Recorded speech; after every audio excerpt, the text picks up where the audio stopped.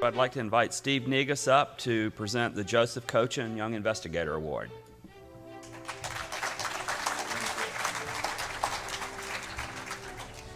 Sam, Dreamland is actually on my bedside table right now. I'm reading it.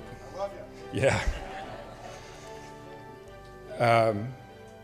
I'm going to introduce this year's awardee for the Joseph Cochin Award. Joseph Cochin was a former leader of CPDD, and the award is given annually to a young investigator, and a young investigator is defined as somebody who's under 40 years old. We have a criterion for that. It's 40. The winner this year is Dr. Matthew Banks. It's Father's Day, so I'll note that Matthew is a father of two beautiful kids, Hadley and Logan, who endured a long trip yesterday to get to Montreal and made it here at 11 o'clock last night. Matt is a fantastic young scientist. He started as a pharmacist, though, and he earned his pharmacy degree from Ohio Northern University, which is also where he met his wife. And I guess there he learned, of course, a lot about drugs, but he became more interested in the scientific aspects of their pharmacology rather than their distribution as a pharmacist. And so after earning his PharmD, he made the transition to pharmacology, where he went to Wake Forest University and worked with Dr. Mike Nader. So he got his PhD with Dr. Mike Nader at Wake Forest. Matt then went to Dr. Leonard Howe's laboratory as a postdoctoral fellow, worked for a year with Leonard at Emory University at the Yerkes Primate Center before he came to Virginia Commonwealth University, where Dr. Bill Dewey, whose name you've heard earlier today, is the chair.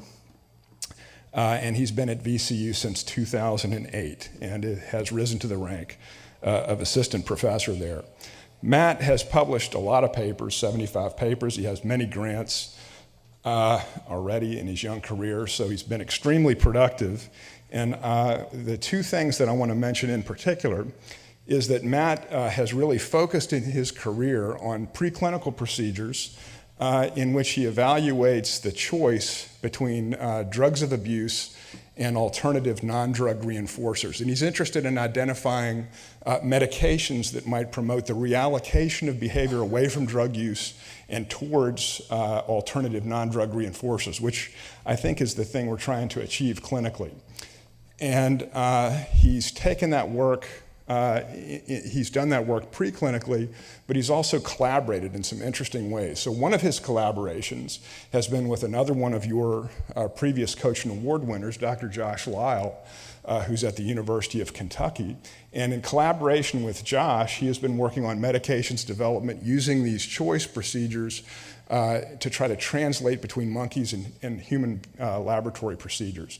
So Matt's has been working on the preclinical stuff, and Josh Lyle at the University of Kentucky has been doing the clinical work, and they're trying to establish a translational bridge to take medications from preclinical to clinical work. So that's a translational program, and fascinating in its implications.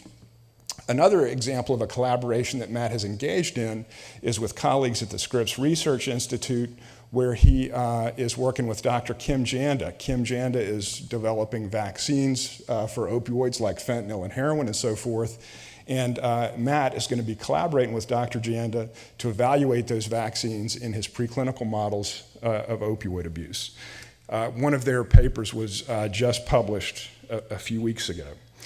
And I'll conclude by saying that when you receive an email from Dr. Matt Banks, at the bottom of the email is a quote, and he has different quotes that he puts down there, but they're terrific inspirational quotes, and I'm going to share one of them with you.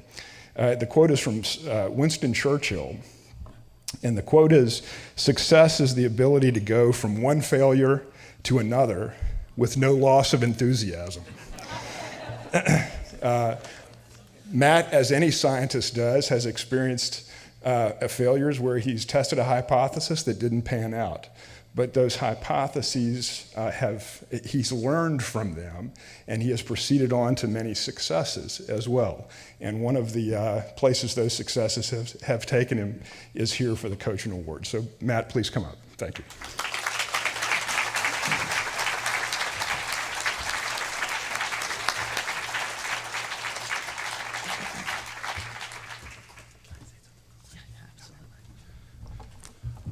Thank you, Len. Thank you, Steve. And thank you to the college and everyone. It is an honoring and humbling experience to stand here. And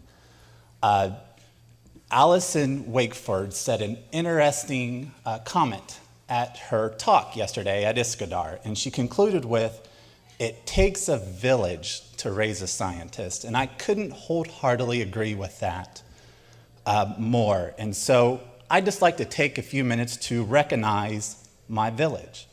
And it started with John Sprague at ONU, where I got the science bug, and then Mike Nader, who took me under his wing as a young, ambitious boy trying to learn science, and then Leonard Howell and Steve Negus and Bill Dewey. They gave me a chance to try this out, and I am much appreciative for that opportunity. And I'd like to conclude with the request that you emit a behavior. I am a behavioral pharmacologist, and I am very interested in behavior, and there's two behaviors that I would like you to emit. The first is, thank your mentor. We all like positive reinforcement, and it comes so infrequently. And the second behavior I would like you to emit is pay it forward, because I feel that's what these people as part of my village have done. Thank you.